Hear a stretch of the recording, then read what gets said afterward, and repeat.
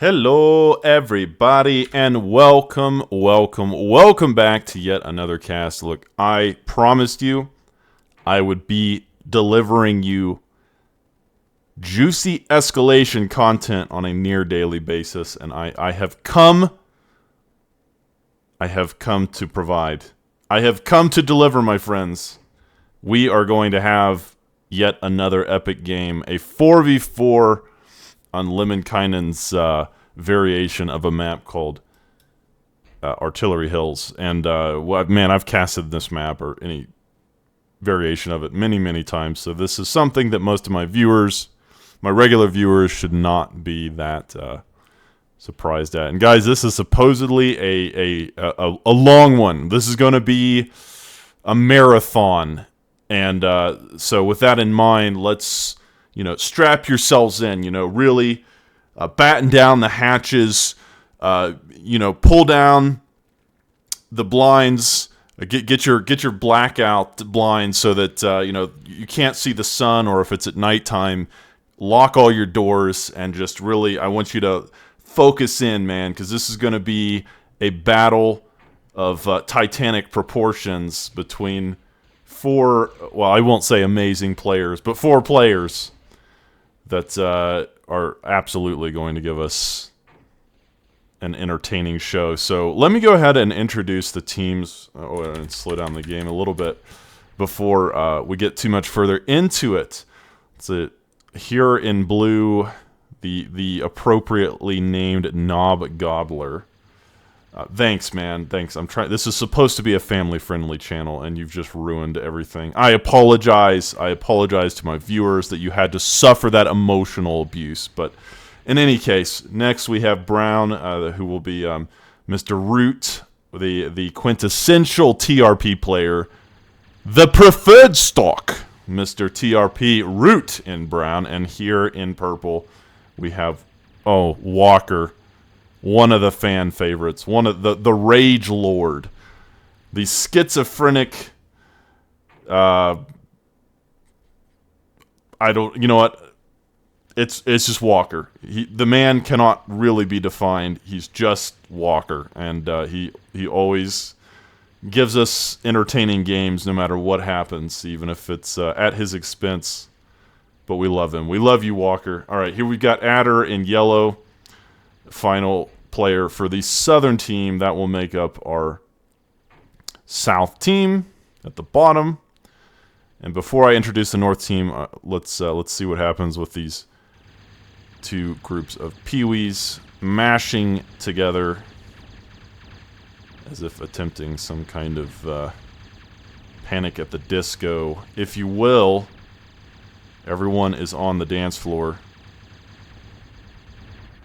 looking for some action, but there is one yellow peewee left that will, I think, eventually be cleaned up. Can he stop it? He doesn't stop it in time, so nice job by yellow. He does take out quite a few metal extractors. It wasn't a complete waste of a raid. So let's go ahead and introduce the north team. Here in red we have another legendary tar player, the Lawn X. Here in bright green we have Albert the 8th, and in pink we have Mr. Tar Snake, and finally in dark green we have Zuki. So guys, those will be our teams, and I've noticed that for whatever reason everyone went armed this game. I don't know if there was just some kind of agreement not to play core. I don't know if core is being like racially profiled against, or if there's there's some kind of bigotry that I was not informed about. That core is just sort of beyond the pale in today's sort of games. Times are changing. Things that were once okay are not really okay anymore. So either way, this is an 8-player ARM game, and that is the sort of situation that you, the viewer, will find yourself in as we watch the chaos unfold. But yeah, nice defense there by Mr. Root, and green putting on more pressure right now than almost anyone else. But it seems like it hasn't been that effective. Brown has stopped it. So, guys, we will try to stay focused on this game, but I do want to bring up something that one of my viewers asked in the chat in my last YouTube video. So, guys, I do read the YouTube comments. I sometimes regret reading the YouTube comments. These sort of profane and intellectually empty threats, you know, that I receive, and well, I'm sure you guys know what a comment section typically looks like. I have been hurt emotionally by some of the things that I have read. You know, there have been many nights that I have cried myself to sleep. You know, and I just want you to know that I read all of it. I look through all of it. It is all extremely informative and highly academic literature, if you will, the YouTube comic session of my videos. So I want to thank you for that. But in the last video, this guy made a comment. Oh my God, hold that thought. Green has... I take back what I said. Green is really getting something done here. He's almost killed that construction vehicle. Root struggling to stop this nice raiding by Albert the Eighth. He's just really gotten behind the defenses and giving Root the business. I don't know what else to say. I mean, it is quite an impressive feat of being an annoyance.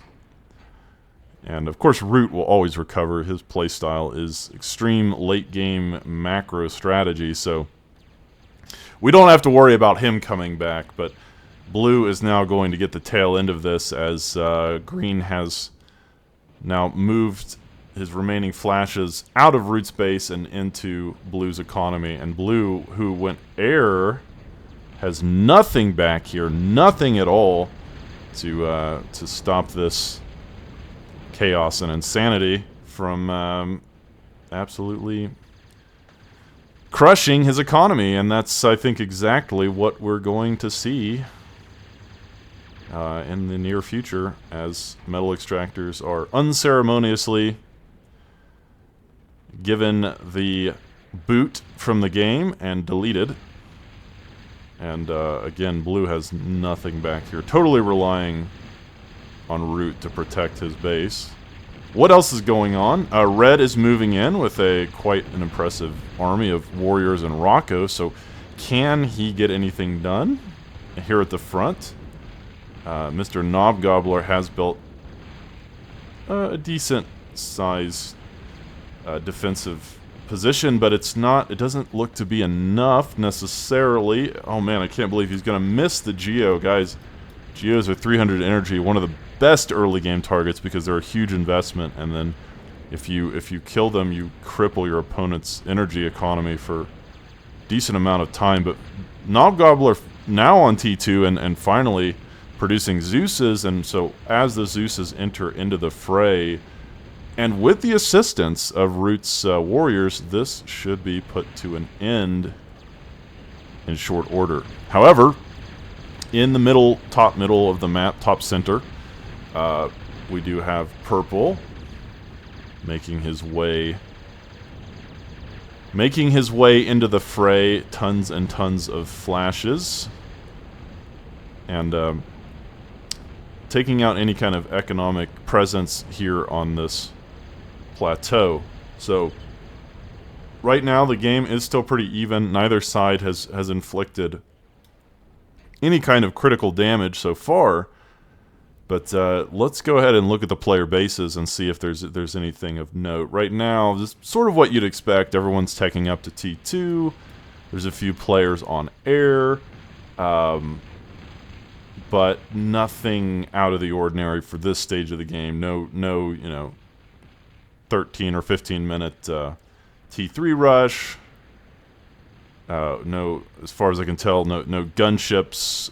You know, brawler, sniping, comm sniping sort of attempts quite yet. No Maverick spam.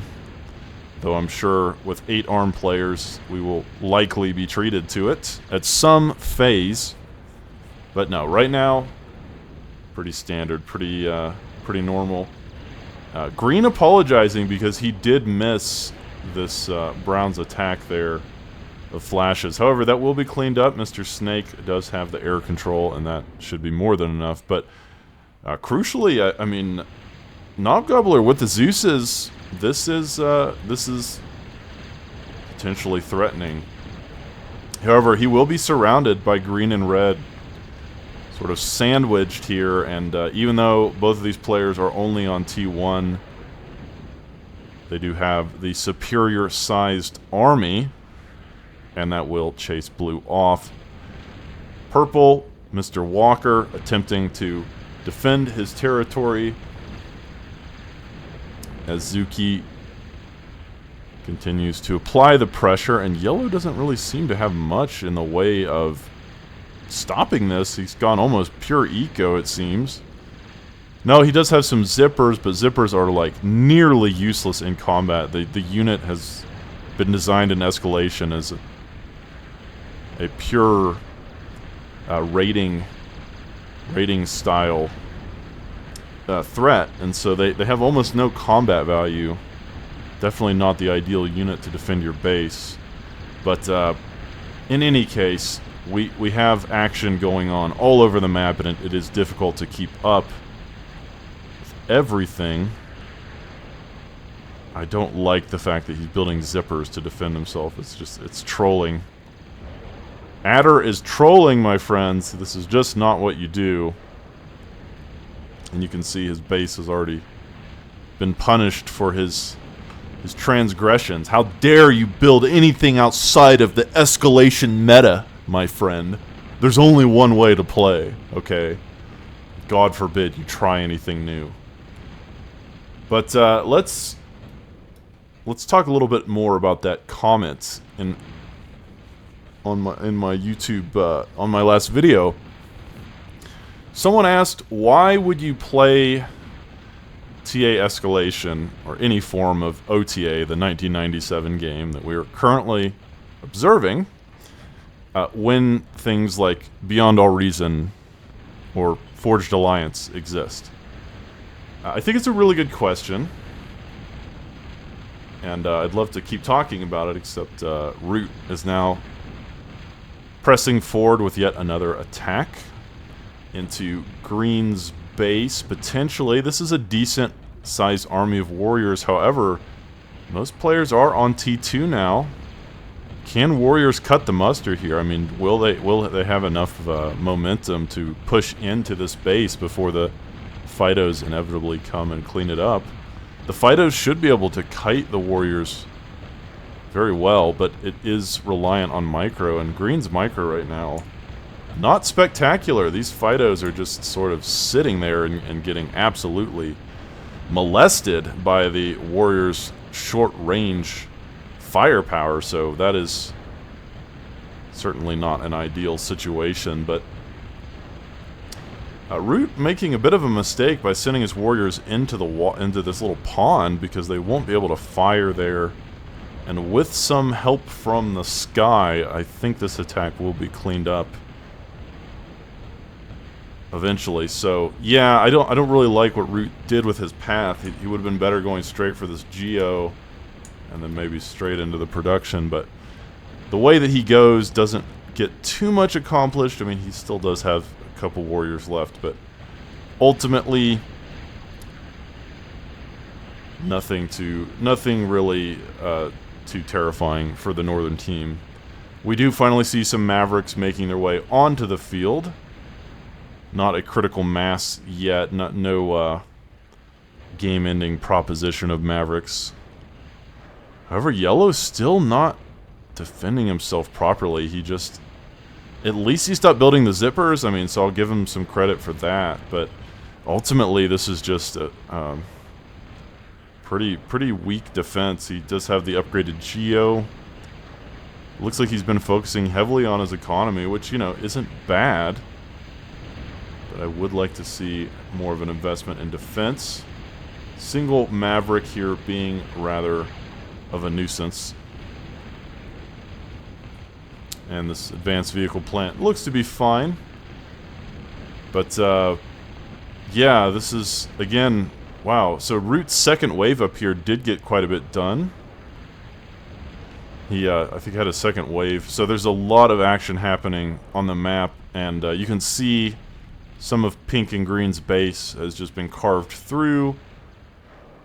Even though, you know, they've done a lot of damage here in the north, Walker is already telling everyone that it is over, that Yellow has lost too hard. This is typical Walker behavior. This is the most quintessential Walker we've ever seen.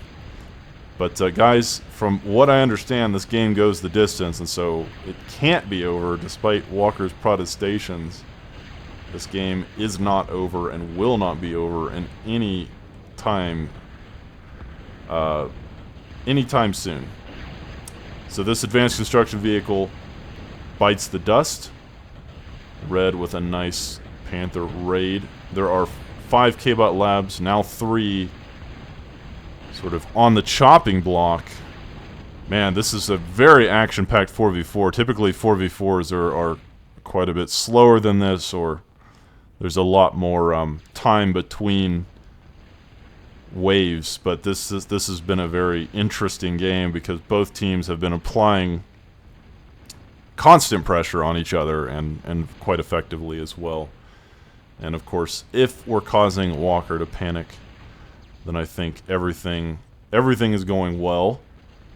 2 of the light fusions will be destroyed, and man,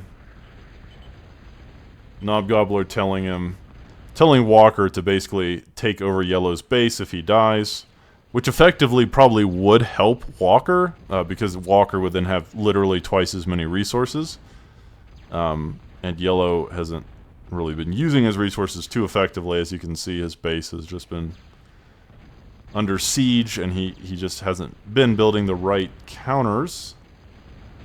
But yeah, Yellow definitely doing the worst of anyone right now.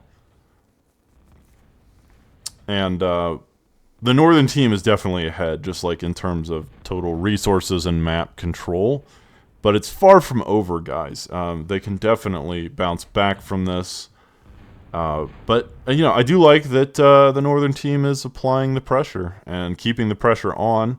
It's exactly what you want to do in a game like this. I think Zuki's production here is pretty impressive. He's just got many different K-Bot factories of both Tier 1 and Tier 2 constantly pumping out units, but he's still upgrading his eco at the same time, which is a nice nice min-maxing of gameplay.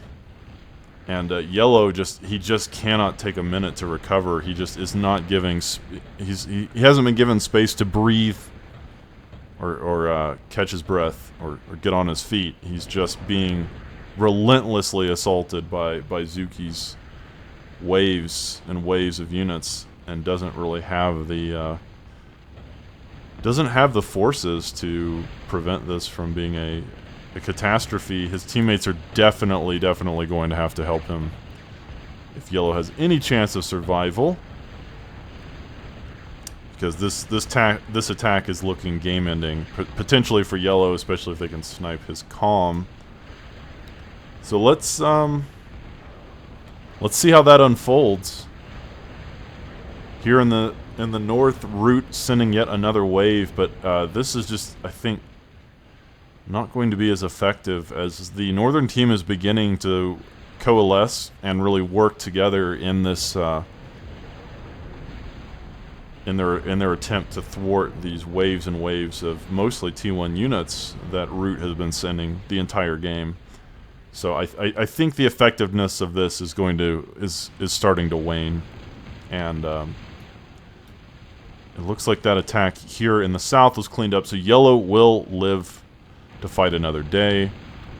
But while we have a bit of a lull in the action, I wanted to address one of the YouTube comments that said, why would you play Total Annihilation when things like Beyond All Reason or Forged Alliance Forever exist? Guys, the reason that you would still play this game, especially with all the mods that are available, is because it still has its own unique strengths over the other sequels of the game. It's like asking, why would you play StarCraft 1 when StarCraft 2 exists? StarCraft 1 is still alive and well, even though the game was made in 1998, only a year after TA. People still play StarCraft 1 a lot, and StarCraft 1 still has a modding scene. StarCraft 1 still has competitive esports in Korea. And you can go on YouTube and look up Tasteless and Artosis covering of the esports leagues in Korea for StarCraft 1. I don't even think StarCraft 2, in terms of like player count or viewer count, is that much bigger than StarCraft 1. I mean, that game is so legendary. Like, it will always be around as a classic RTS. Another example is Age of Empires 2. Why would you play Age of Empires 2 when Age of Empires 4 exists? You know, Age of Empires 4, has better graphics and more modern gameplay, and just overall, you could say is more modernized and polished and built for a 2025 RTS audience, where Age of Empires 2 was created in the early 2000s, right? Because, guys, even though Age of Empires 4 is an amazing game and it has a lot of really cool and unique features, Age of Empires 2 is still a classic, and there's still things about it that, according to many people, Age of Empires 2 is the best Age of Empires of all time. It's better than the third or the fourth or the first game, right? So it's like, the differences between these games might seem small, but they're pretty significant. And so like in Total Annihilation, like Escalation that we're watching, there are a lot of things in this game that do not exist in Bar or Forge Alliance. There's lots of things about this game, this mod in particular, that you cannot do in Bar and you cannot do in FAF. There are just certain gameplay mechanics, certain features, certain units, techs, you name it. There are a lot of really neat things that only exist in this game. There are a lot of qualities that only exist in this game that don't really exist in the other games. Just because a game is newer, like Age of Empires 4, does not mean it's better. Like, that's just a really kind of lacking in nuance, reductionist way of looking at how RTSs actually function in the real world. That would be like saying that because a movie is newer, it's better, or a painting is newer, or anything like that. It's like, how modern it is has nothing to do with how good it is. I mean, it's just, there's no correlation at all. So this is still a very classic, very epic RTS, and people will probably always be playing it, just like StarCraft 1. Even 1,000 years from now, people will still be playing it, right? I could go into some of the reasons why Escalation is so amazing. In my last cast, I did. I mean, the ability to take over a naval portion of the map and then build units under the sea, and then have those units take over the land is something, as far as I know, that you could only really do in Escalation. So, yeah. That hopefully sort of answers the question. Do not assume that just because a game is newer, or has better graphics, or is built for a modern audience or whatever, or has more features and better engine, that it's better. Like, it's just a very kind of simplistic way of understanding RTS games and why people play them. So, yeah, hopefully that resolves the question. I think Beyond All Reason is amazing, and I love that they're taking Total Annihilation and modernizing it and sort of redesigning it for a 2025 audience. Like, that's great. But the idea that there would be no reason to play any other version of TA is just crazy. So let's go ahead and focus back on the game now that we have addressed that. There hasn't been too much to talk about. The Southern team continuing to keep their pressure on Red in particular, but the defenses have been thwarting this with the combination of the Bulldogs pretty sufficiently. And therefore, you know, we've been at a bit of a stalemate, even though, I mean, you've been watching it as I've been speaking.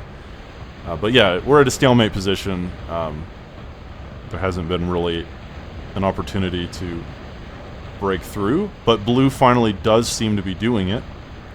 He has a few Mavericks. If he can circumvent the defenses here and make his way into the vulnerable western side of red's base, he could get something done. And then brown has made a little bit of headway as well through the middle, but again, I don't think these attacks are going to achieve ultimately too much. They will, you know, see blue's attack was pushed back. So again, we're still in a bit of a stalemate position. Here at the bottom right, dark green continuing to apply pressure, but it is 2v1. Yellow and purple are collapsing on this army, and so once again, it is a bit of a stalemate.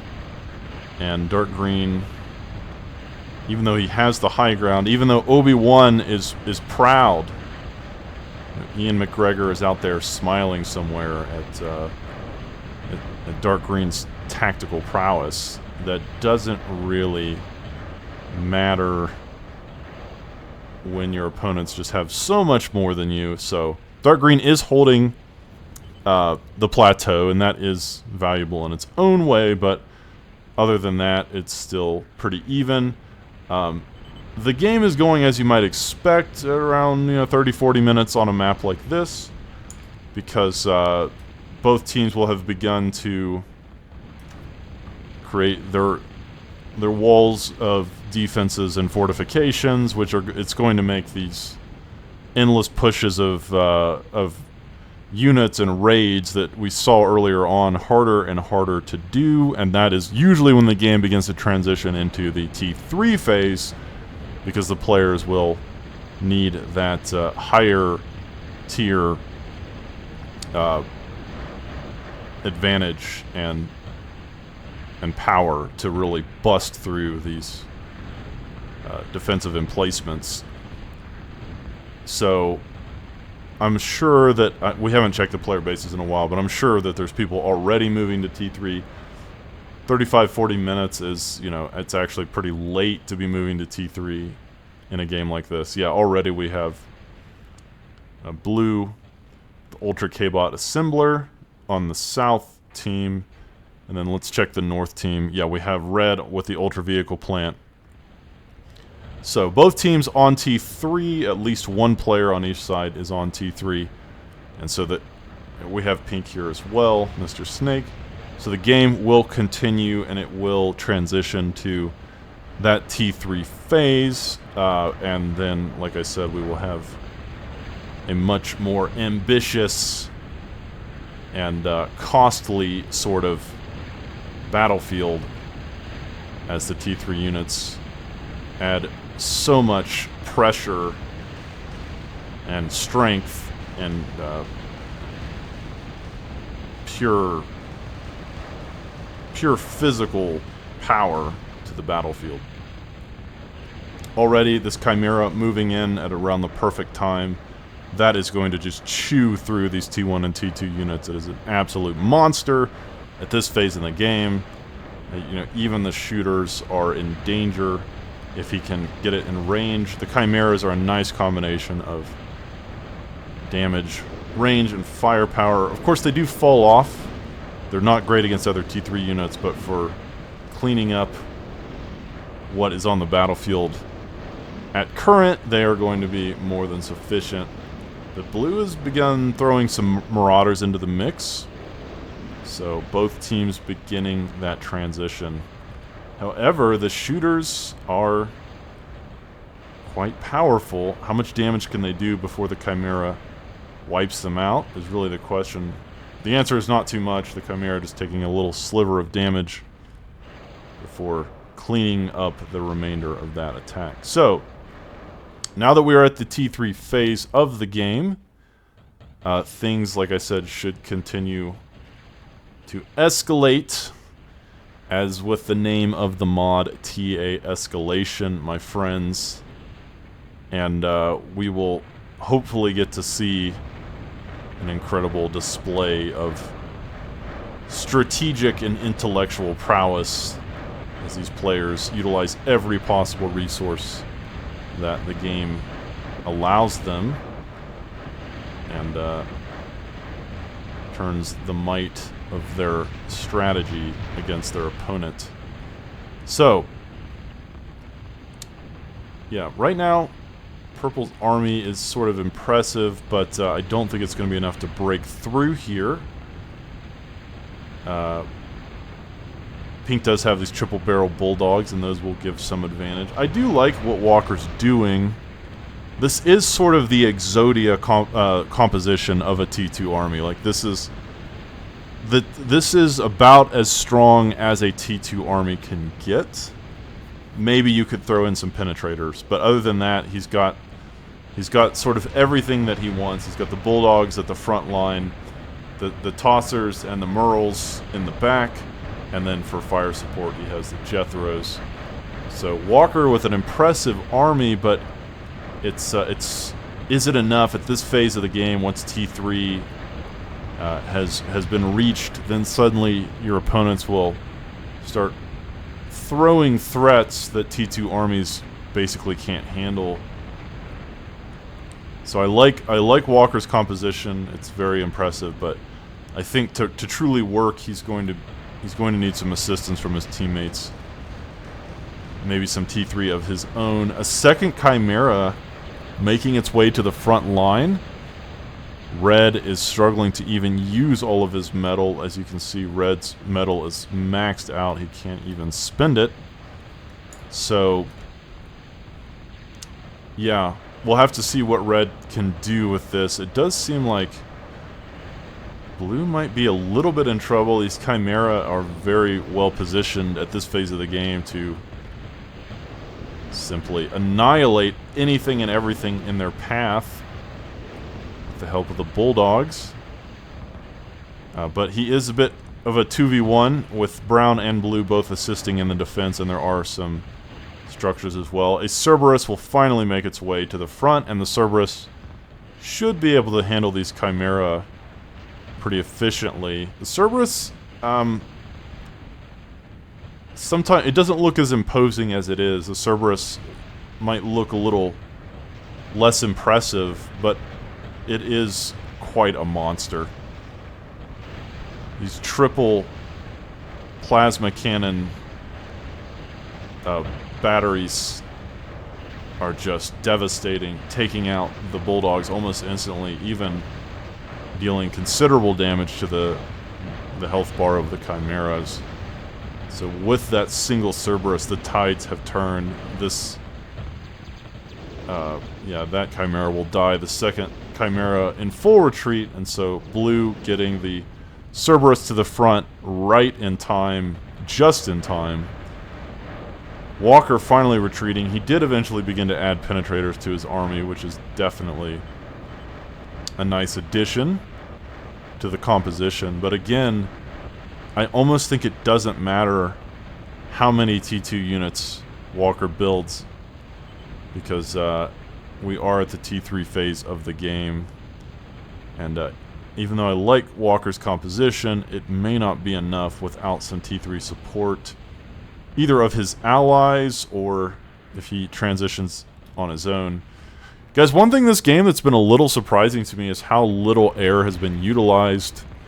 Air on a map like this, or in any kind of 4v4, is usually a very important and deciding factor in the game, because a single gunship raid or bombing rush can totally change the outcome of the game. If you snipe someone's commander or take out a row of fusions, or you name it, air plays such an important role. So it's almost like the players have agreed to not build it, aside from the few fighters and construction aircraft we've seen here and there. Just really hasn't been much of a factor at all. I don't think I've seen a single bomber the entire game, which is just unheard of in a 4v4. But this is just the sort of ground-based goodness that a lot of people love. A lot of my viewers just love these ground games where, you know, both teams have essentially decided to try and grind each other out, just really win that war of physical and material attrition and just overwhelm your opponent with sheer force and firepower. So we'll have to see if that is how this game continues to go, or if, you know, one of the players or more decides to finally break the unspoken treaty and begin building aircraft. Which, like I said, I mean, there is a decent amount of air defense. So I mean, you would have to have an investment to get anything accomplished, but still, not building air at all is that's impressive. Have we reached the phase of the game, the long-range plasma cannon Dominion, the Bertha War? Have we reached the stage of insanity where the Berthas begin to make their appearance on the battlefield? That would be impressive. That would be something very pleasurable to watch and cast, as many games of TA Escalation have been decided by who can build the bigger, more phallus-shaped weapon. Whose veritable E-shaft is larger. That can sometimes make the difference. My friends, you may have heard that size doesn't matter, but I assure you that you were lied to. It does. The first Bertha of the game, beginning its ascent into absolute glory. I don't see any more. That's the only one I've seen to this point. I don't see any more. I'm sure there will be more, though. Do not worry. There will be more long-range plasma cannon goodness, that I assure you. This one Cerberus from 10 minutes ago, 28 kills. Blue beginning his counterattack. What can he get accomplished? 2 Cerberus and some double-barrel penetrators. Nothing to scoff at, my friends. Nothing to laugh about. But Pink with his own army, and these two forces may clash in the middle. Like, almost literally the very middle of the map. But maybe not. They could be going different directions. Blue moving more to the northwest. And there is an impressive number of Chimera on the screen. Is it enough Chimera? That's always a million-dollar question. Pink with his own Chimera. But again, both sides looking to be at a sort of military parity. Not parity with the P-A-R-O-D-Y, but parity, P-A-R-I-T-Y. Their forces are equally matched. It is a close game, my friends. It doesn't get much closer than this in a 4v4. We have waves and waves of units crashing against each other.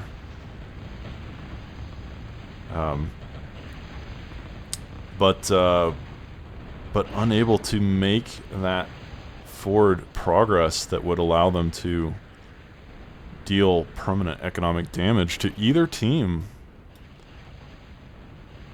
And again, no commitment into air whatsoever at this phase. Just incredible. That is sort of unheard of.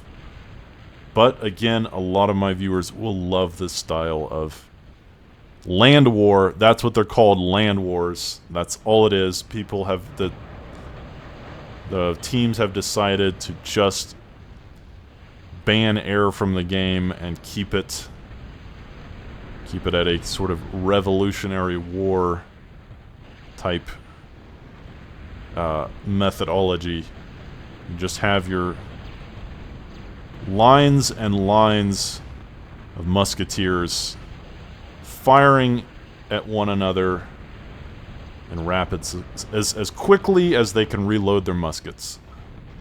That's basically it. We basically have the 21st century version of Revolutionary War style combat. How long will it continue? I assume it's going to continue probably for the rest of the game. Everyone seems committed to this strategy.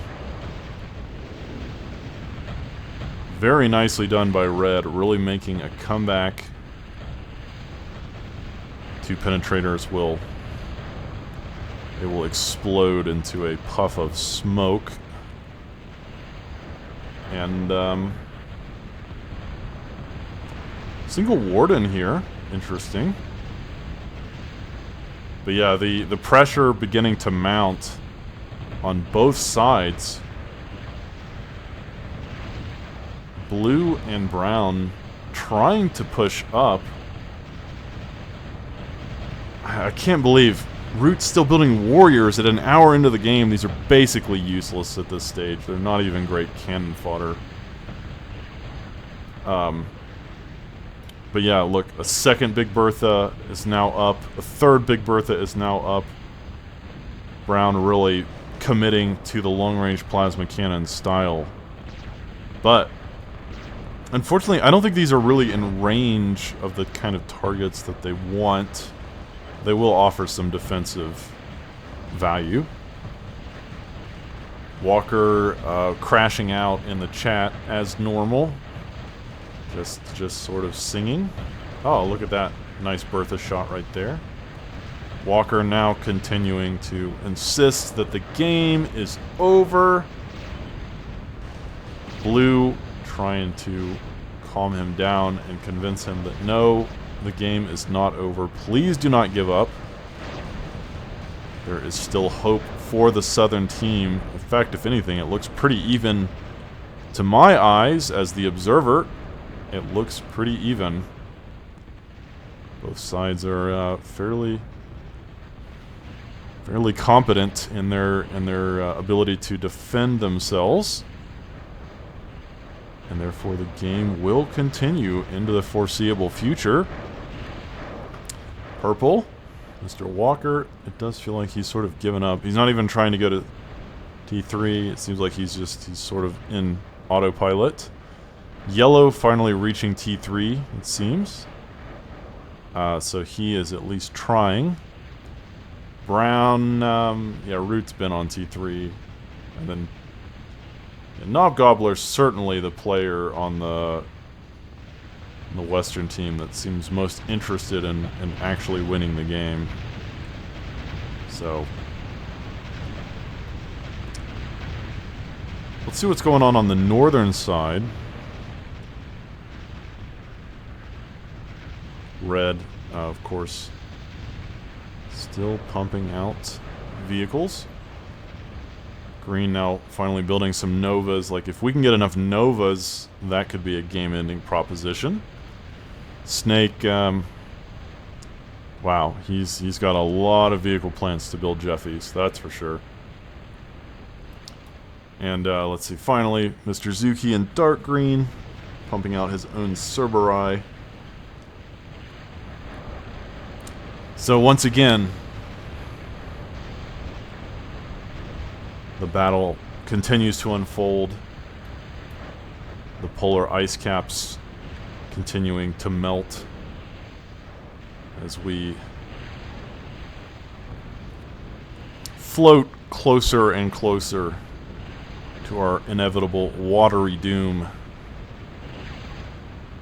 But for now, there is plenty of land to fight upon. Plenty of space to destroy one another upon the hills of death and destruction, as Pink sending down waves of Cerberus, excuse me, Chimera and Bulldogs. These ambushers pumping out impressive amounts of damage, and Yellow in full retreat as, yeah, Dark green bringing down T3 onto his head, but is there just too much defense here? Brown and purple have invested a lot into the guardians and ambushers. That is going to make pushing incredibly difficult. The two Cerberus here making their way into yellow's base. There are a couple of Orions, the upgraded Sentinel. But I don't think two Cerberus is quite enough, even with the Merle support. And blue, he has killed some of the defenses at the front, but now there is a Demolisher in the back, slowly whittling away the HP of these tanky T3 units, and a second Demolisher almost rolling off the assembly line. So I would not take anything for granted this game, despite Walker's protestations. It is still very close. Either team could certainly take it. Either team having more than enough potential to turn the tides into their favor. But there definitely needs to be something. You know, there definitely needs to be, like, this. This is something, right? This is... Here we have T4. That is something that could certainly change the course of history right there. So, yeah, like I said, we need something to break the stalemate, and right now just mostly what we're seeing are just waves of T3 units crashing against each other, which, you know, is also fine. I have no problem as a caster watching that. But... oh my god, blue was even closer. Blue has now finished T4. He snuck it in, my friends. Blue snuck it in, getting to T4 way faster than the northern team. So blue might be the first player to make some profound game-ending contraption. Let's see, he could make a Centaur, he could make an Avalon, he could make an Olympus even. He could make Supremacy or Apocalypse. We have seen games ended by all of them. All of these units having quite an explosive potential to basically single-handedly win the game. They are the stalemate breakers. They are the game enders, as Wotan designed them. As God ordained, T4 is the game-ending proposition. It is designed to break the stalemates of this kind of shenanigans. Walker, over an hour into the game now, still on T2. He is trolling, my friends. Walker is trolling. But what else do you expect? My friend Walker, I do love this guy. He is... quite an entertainer, we'll just say that. Oh, it looks like the Olympus will be the answer. The Olympus will be the choice that blue has made to end the game. He had many different options, but he chose that. And guys, the Olympus is basically the Super Bertha, the T4 Super Bertha, mobile Super Bertha. But they require some ungodly amount of energy to even fire. It can't be allowed. It's so expensive. Nobody can afford it. Nobody could possibly ever fire an Olympus in a real game. Oh my god. In fact, blue has changed his mind. Blue originally deciding to build the Olympus and has decided that no, it is in fact impossible to actually fire. So he will instead go for the Super Fido.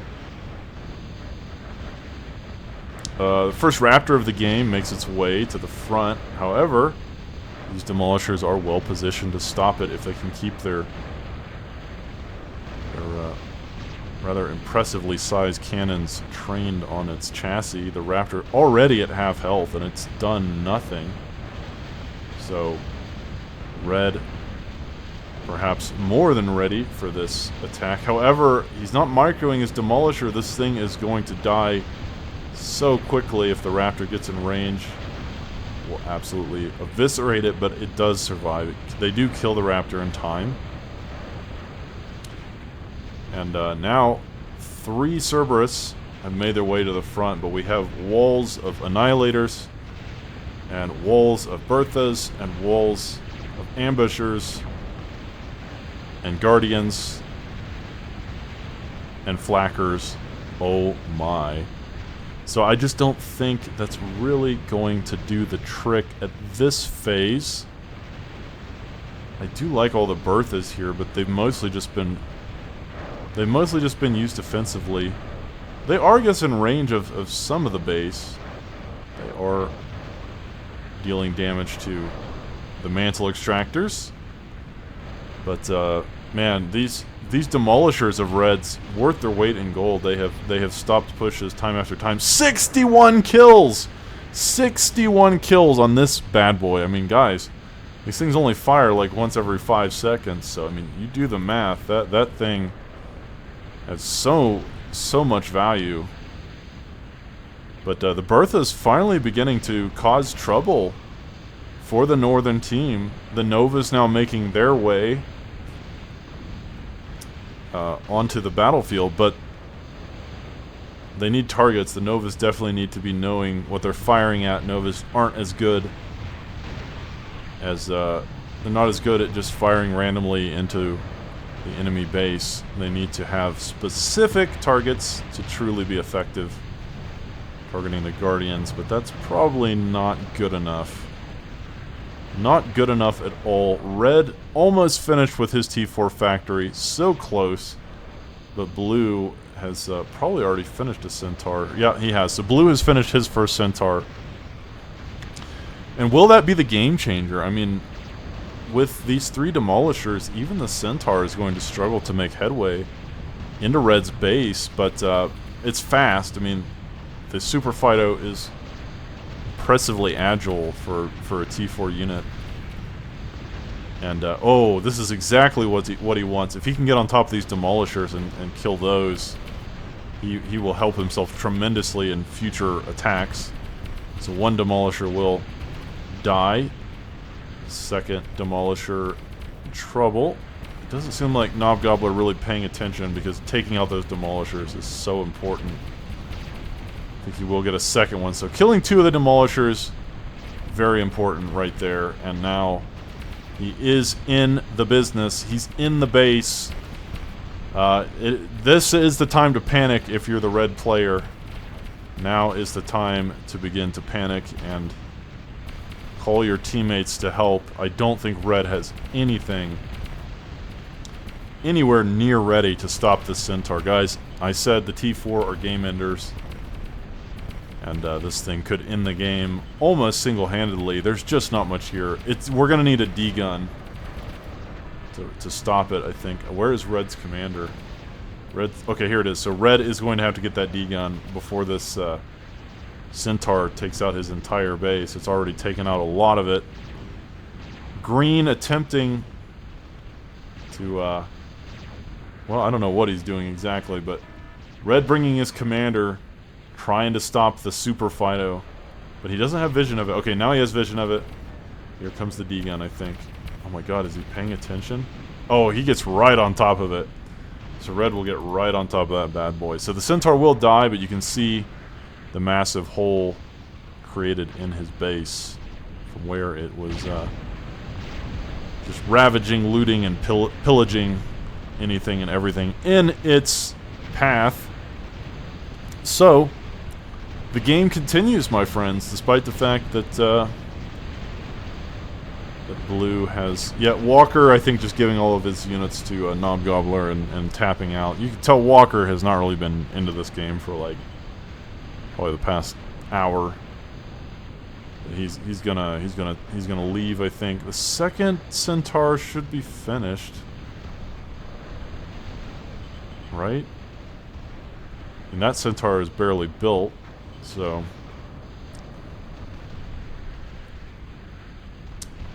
But yeah, more carnage and chaos continuing to unfold on the east side of the battlefield.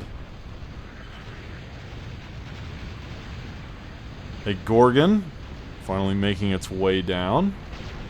We have not seen one of those this game. And, yeah, this Centaur finally...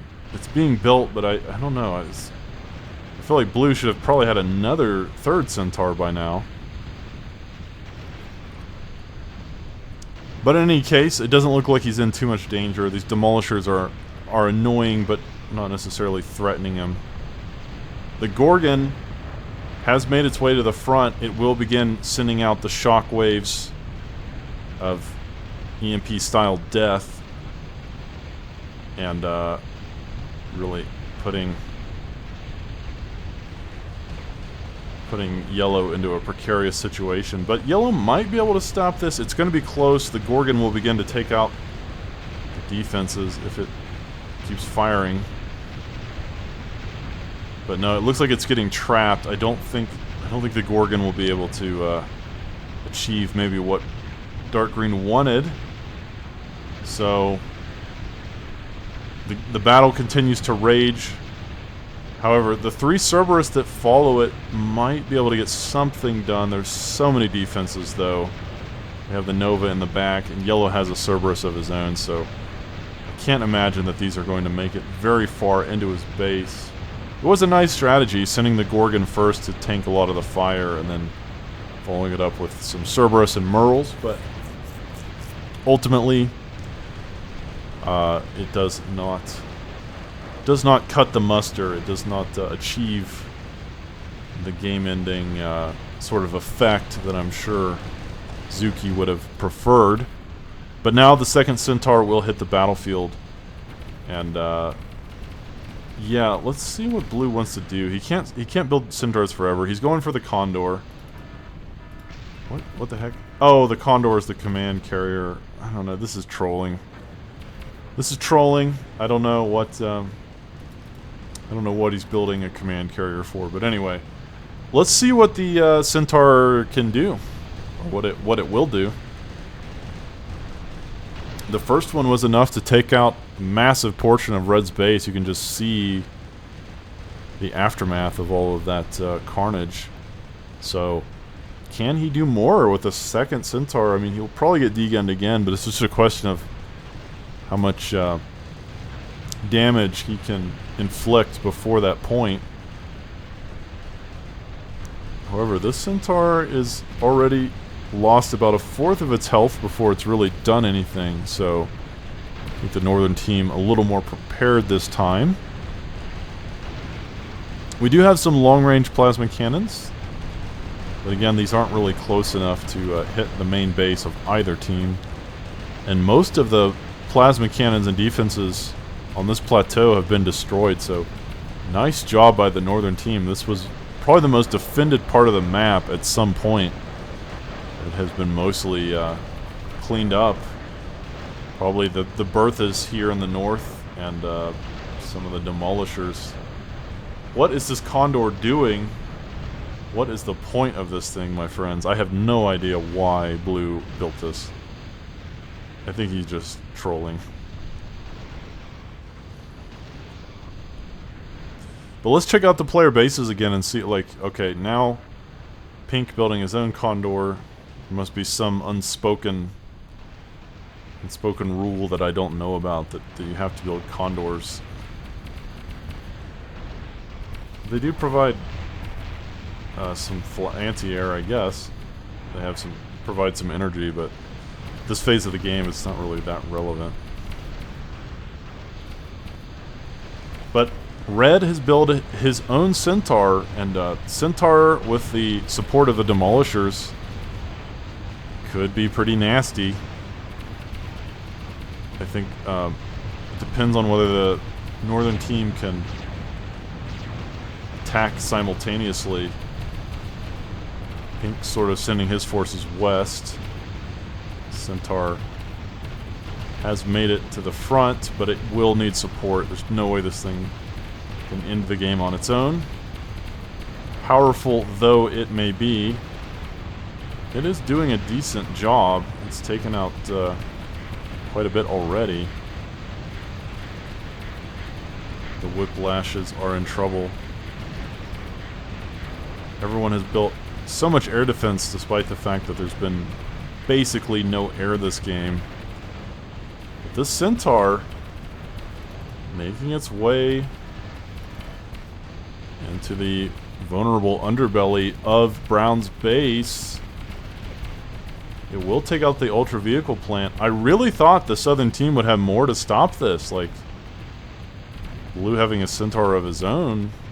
The Centaur has really just been allowed to rummage through their base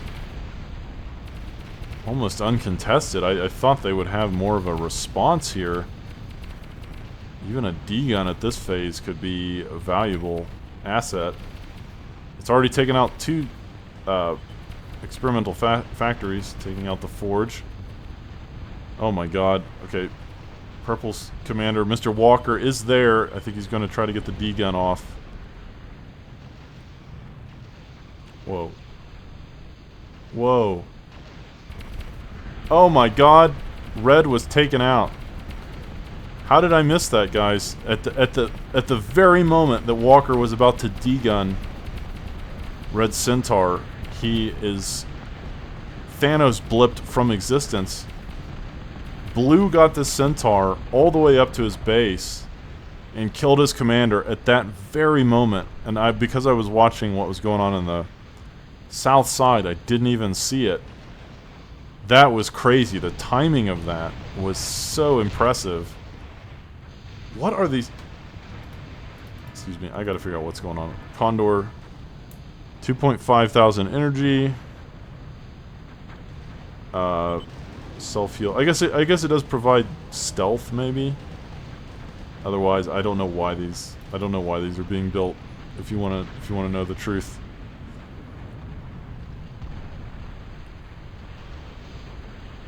But let's go back and see what was going on in Red's base as we were watching Walker attempt to D-gun that Centaur.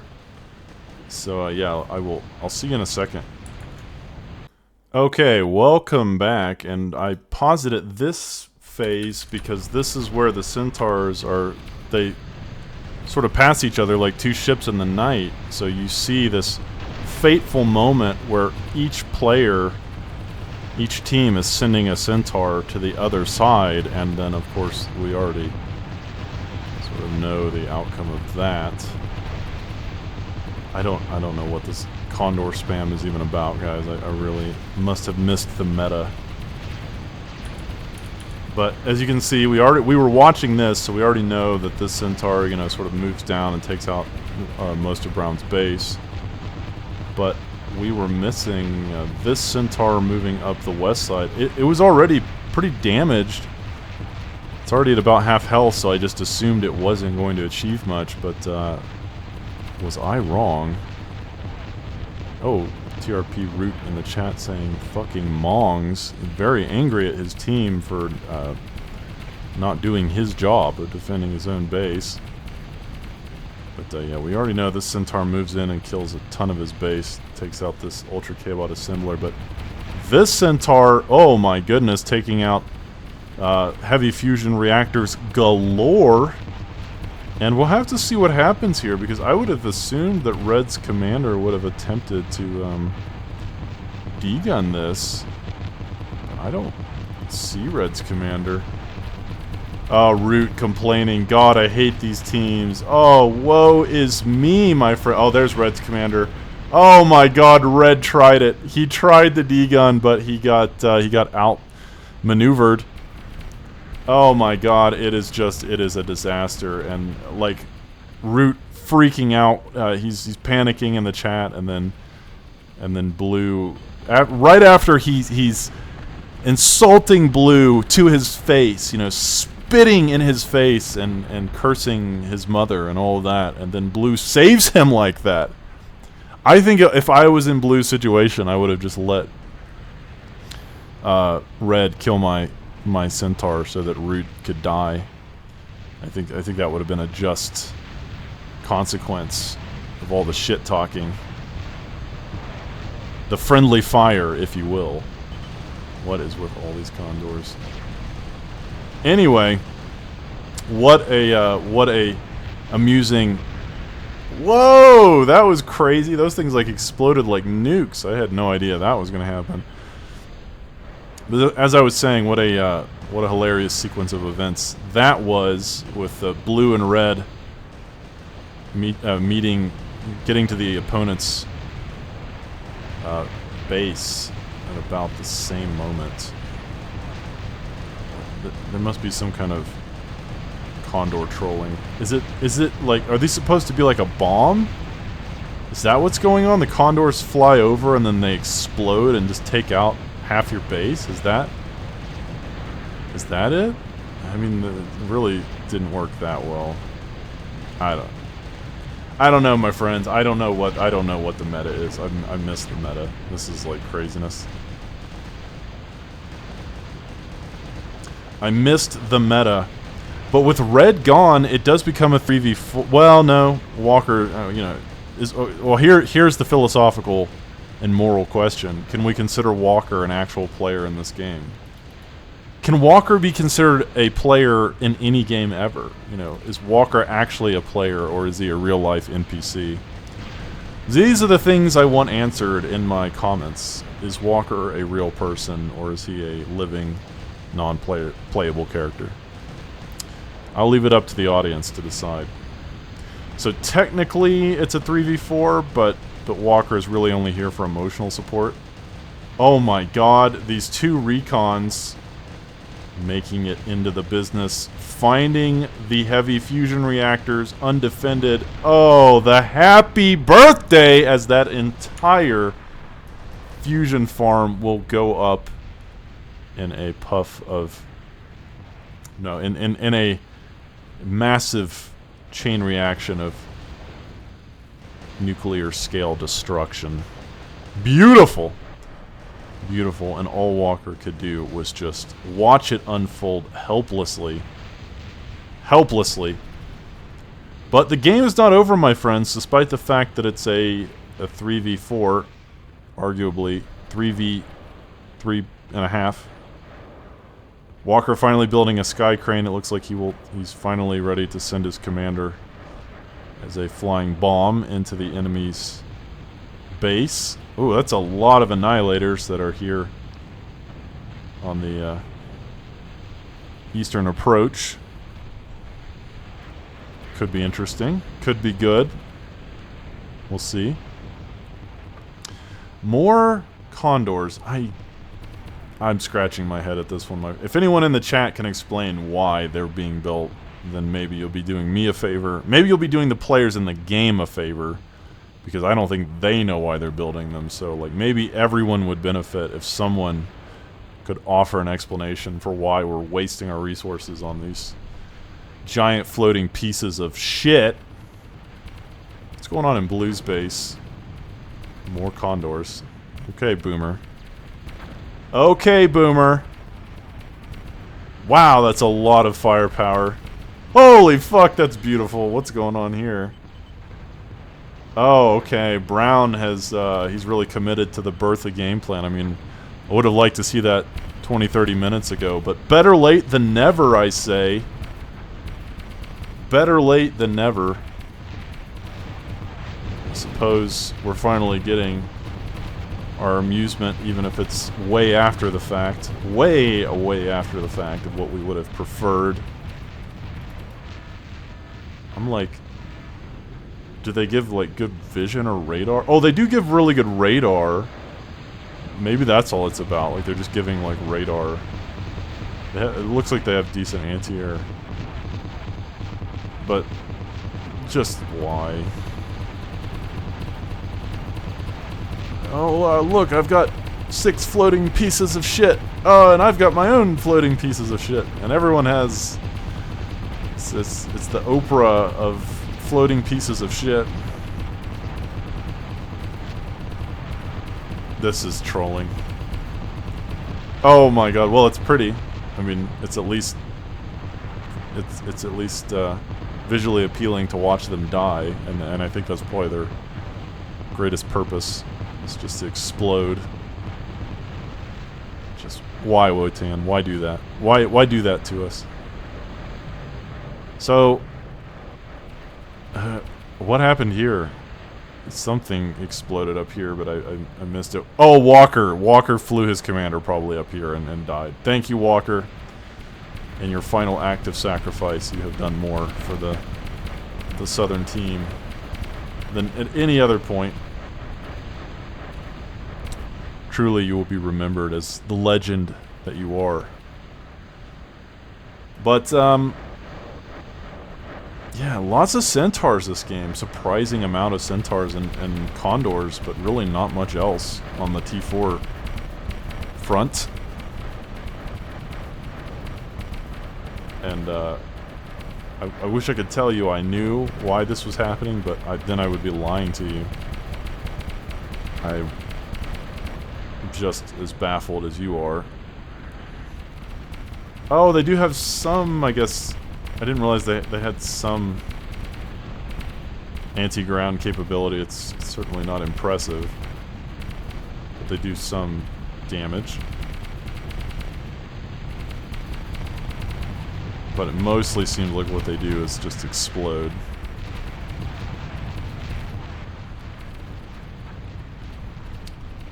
More condors. Condors are what's on the menu today, and an Empyrean almost completed, but not quite.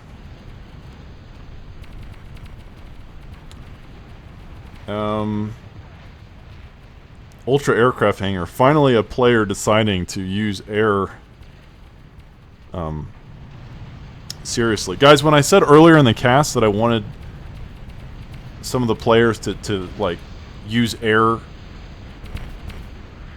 seriously in this game, or to actually commit to that strategy, that this bullshit is not what I meant. That is very much the antithesis of what I meant. I meant something like Auroras or Stratus or any number of air units that actually do something. No, they're just trolling. They're trolling each other and themselves.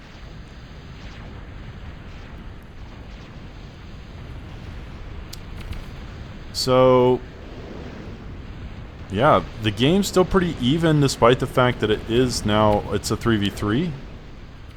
But despite the fact that the northern team lost quite a bit more, a Gargant finally being constructed. I don't even really know what the Gargant does exactly, because of experimental Omni K-bot, so it's like the walking version of the Condor. So we have the flying useless piece of shit, and then the walking useless piece of shit. So the players this game have made a commitment to their quota of building useless units, and we'll see how that plays out. 3 centaurs that Pink has, and they are being shelled by the walls of Bertha's here on the west. But more centaurs being produced, and I'm just trying to keep an eye on whether anyone's actually making a strategy to win the game, or if we're just going to stay on the troll your opponents forever.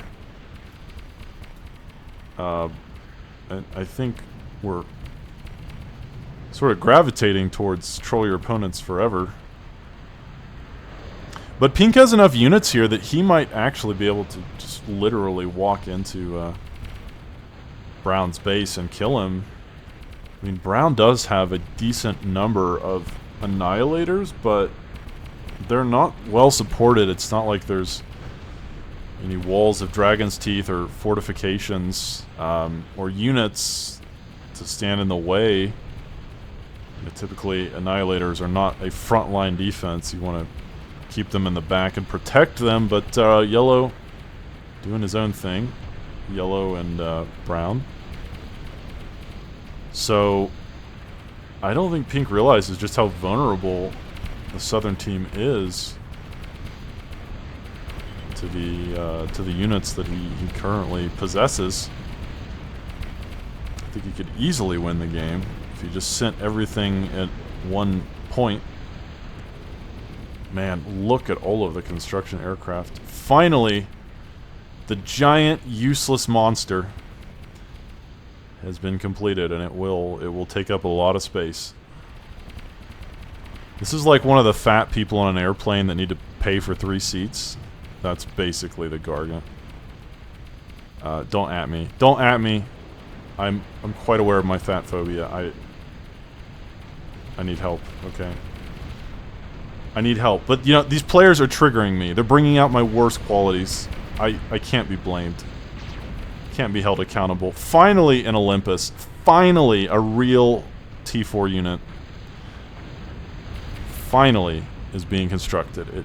I mean, guys, if you think about this, the Olympus was the first thing he was working on, like, 30 minutes or more ago. So, you know, we've had a good 30-40 minutes of trolling, and now, finally, going back to the, returning to sanity. But Pink's army is really impressive here. Like, I still think he's not quite aware of just how much damage he could do if he were to just commit to an attack at any point on the southern team's base. His 4 centaurs, impressively scary. Blue does have a centaur of his own, though, and oh, look at that. A couple useless condors flying in as well. But, man, with all the Berthas and the Annihilators, and now the Empyrean, I think Pink waited too long to commit, and this will finally be cleaned up with all of this defensive support. So, oh, and the Gargant. The fat lady taking up 3 seats. Don't forget about that. Okay, so the Olympus is about a third complete. In one of my latest casts, we saw an Olympus win the game, like basically single-handedly. You know, I mean, can he complete it in time? It does look like there's plenty of defenses here. The southern team should be able to hold on long enough to affect the completion of that fully operational Death Star. Basically is the Death Star. The Olympus basically is the Death Star of TA Escalation. And then by that logic, the Condors would be the Ewoks of TA Escalation. Or maybe the Stormtroopers. I'm not sure where to place them on the hierarchy, but it's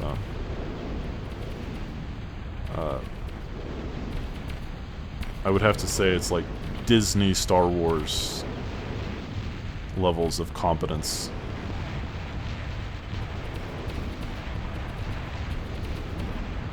But, I mean, the northern team is breaking in. Man, just imagine if Pink had sent his 4 centaurs right here. Right, where there's no defense. Instead of attacking the most defended part of the entire map with dozens of Berthas and Annihilators and God knows what else. Imagine if Pink had just sent...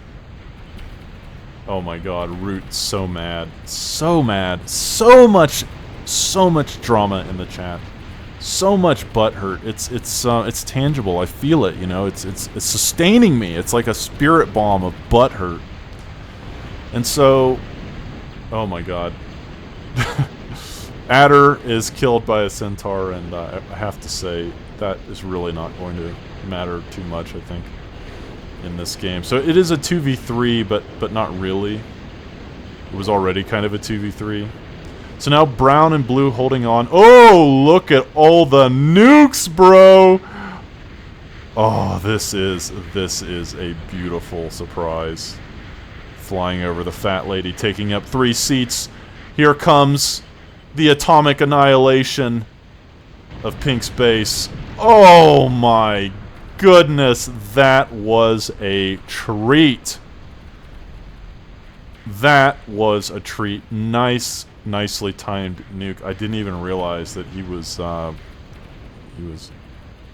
cooking up this nuke spam. That's at least 10 silencers. So very impressively done by Brown. Very well timed and orchestrated. Olympus 80%, he says. 80%, despite all the shit talking that Root has done in the chat. Blue continuing to be his teammate and try to win. Okay, well, there are Centaurs now making their way into Brown's base, and his base is vulnerable. There's no doubt about that. That's understating it dramatically. Like, there is so much to kill here, and it's not defended. So it's really it's a matter of time. Like, the southern team just has to hang on for long enough for this Olympus to complete, and for these nukes to build, and then they can just kind of nuke their opponents out of existence. Guys, like, this is a number of nukes this is a critical mass of nuclear silos. The enemy team cannot build anti-nukes quickly enough to stop this. So basically, oh my god, what happened? Oh my god, Root got I didn't even see it, bro. Don't tell me the Gargant killed him. Like, that would just be so insulting. It's like getting slapped by a wet paper towel and dying from it. I don't really understand how he died, but either way, it is now Knob Gobbler. Man, Root, you had one job. How can Root talk shit to anyone else? All he had to do was play safe and survive. Oh, the Olympus just fired its first shot. Let's slow it down. We need to see the slow motion. Death, harbinger of destruction. Oh my god! The game is like out of sync. But he just took out... Oh my god! What a destructive force. And green is gone. Deleted. Ah, it's a symphony. Can you hear it? It is a symphony of death and destruction. Oh my god. That Olympus. That Olympus. And now it is just, guys, it's a matter of time. The fat lady taking up 3 seats is doing everything she can to waddle her way into Knob Gobbler's base and slap him with a wet paper towel before the Olympus. Oh my god, dude, it just took out another player. This can't be allowed. It can't be allowed to happen. This Olympus, what a game this has been. I mean, despite all the trolling and shit talking and God knows what else, this has just been a hilarious. Here we go. Here's the third shot. Holy cow, what a game this has been. Oh. Oh god. Someone else. Each shot is so beautiful. It's such a treat. The Gargant finally making its way into 135 kills. How is it even possible? Guys, like, this is so close still. Pink is bearing down on Blue's base, and Blue has nothing left. It's just kind of it's like, it's a base trade. Who can kill each other first? It's the super weapon versus the unstoppable wave of enemy units. Blue could run out of energy storage if he's not careful. If the units kill all of his energy storage, he can't fire his Olympus. How much energy does it require? 750,000. So at the moment, no, he doesn't, guys. He can't fire this thing anymore. He's been neutered. He's been neutered. I don't think Blue can fire his Olympus anymore. He's just going to die. Oh my god, one more shot would have ended the game. He was this close to victory. He was so close. He was so close. But now We've got a massive phallic object that can no longer unload itself. It's the most depressing thing in the world, you know? You're that close. You're so close to getting your satisfaction, and then you get cock-blocked by the fat lady on the plane.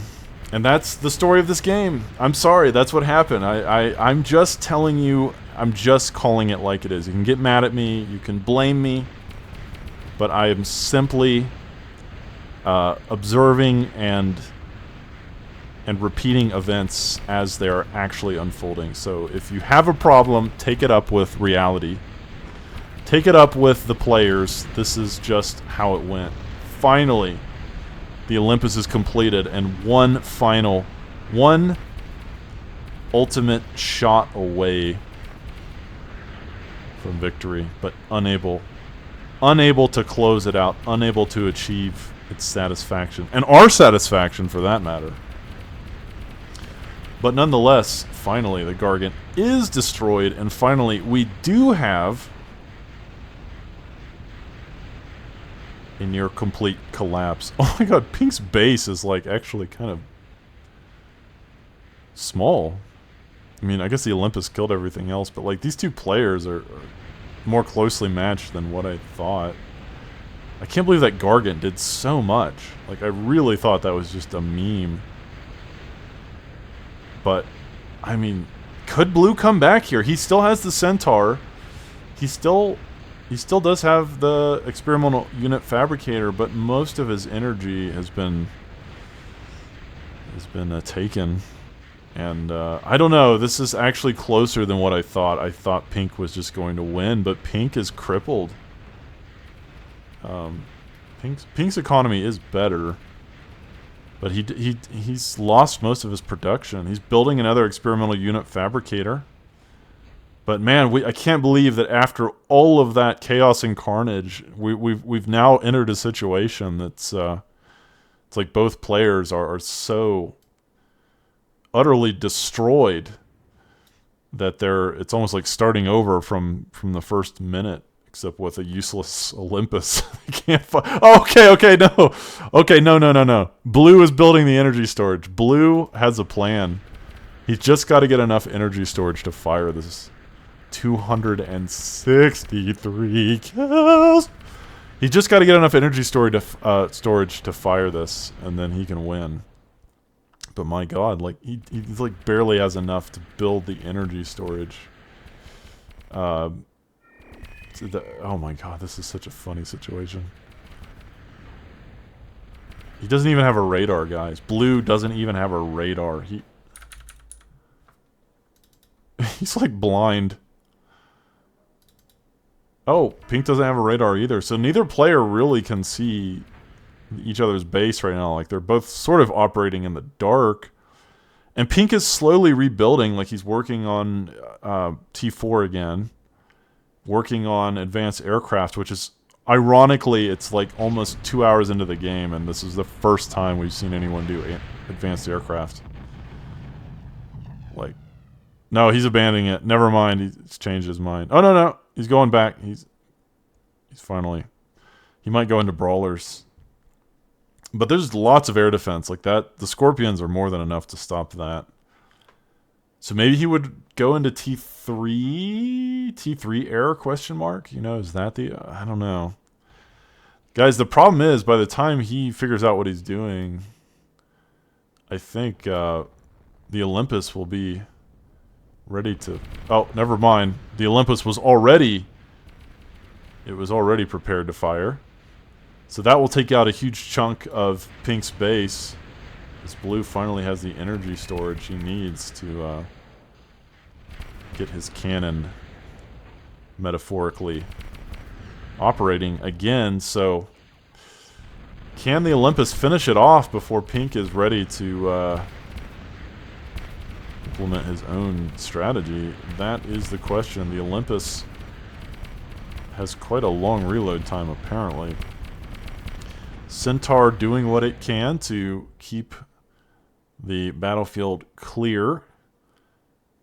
And Knob Gobbler, does he even know what he's firing at? He has no information about his enemy's base at all, so I think he's just kind of speculating. Yeah, he's just speculating where to fire, and this is terrible. I mean, it's impressive. It takes out some metal. And I guess Snake's economy is struggling, so that's not bad. But he's building brawlers, but no, brawlers aren't going to be enough. Going for an apocalypse, but there's no way that thing gets completed before the Olympus takes him out. At this point, guys, like, Blue is basically playing a game of Battleship. You know, he's just sort of firing at random quadrants of the map, hoping that Pink's commander is there. Because he doesn't really know. So, yeah, like, this is strange. This shot a little further north. I swear to God, this is just a game of Battleship. He's just randomly choosing targets to hope that he gets lucky. And the next shot could kill him, though. I mean, where is Pink's commander? I don't even see it. Somewhere. Oh, it's down here. So Pink's commander is down here. That shot goes a little far east. So Pink's commander unlikely to be destroyed, but unfortunately his base will probably be destroyed eventually. This could all be solved if Blue would just build some scouts. Here we go, another shot. No, that'll go a little east. Guys, we truly are playing Battleship here. We're just randomly firing at corners of the map. Pink with another attack. I admire his tenacity. He truly has not given up this game. He's still trying to get effect damage. Another shot. Will this one hit its mark? Oh, that was perfect. That was, like, perfect. So most of Pink's base is gone now, and his commander is hiding. He has this tiny raiding force, but it's probably not going to be enough. I think Blue is just barely going to take it now that he has enough energy storage. So, guys, I think that will be the game, and what a game that this was. What an impressive and hilarious turn of events, a sequence of mayhem. I can't believe that this that everything happened the way that it did. I mean, this has just been such a crazy clown fiesta of a game. But I think we're nearing the end, as Pink will pick up his commander in a sky crane and probably just send him in to his ultimate death and demise. Oh, Blue has found him. Blue has this isn't going to work. Blue discovered him, I think. Oh no, where's he going? Was he not paying attention? What are you doing, Blue? Maybe he's going to just fire a shot down here. Maybe that's why he's retreating. I don't know why else he would retreat. Oh yeah, here we go. He's firing a shot. And, oh, he misses the commander somehow. The shot went off the map. So the commander does survive. Oh. And Pink is trying for that attack. He is trying to do something. Pink has picked up his commander. And he's doing a bit of a bob and weave maneuver. He's going off the screen. This is such a funny game. It is just like Pink doing everything he can to try and destroy Blue. He's even off-mapping. He's even off-mapping his commander. He's going to try and fly in here and kill Knob Gobbler. I don't think it's going to work, though. No. But yeah, good game. What a hilarious game. Knob Gobbler, obviously MVP. Walker and Root both providing their trademark raging in the chat and controversy. So guys, thank you everyone for watching, and I will see you in the next cast.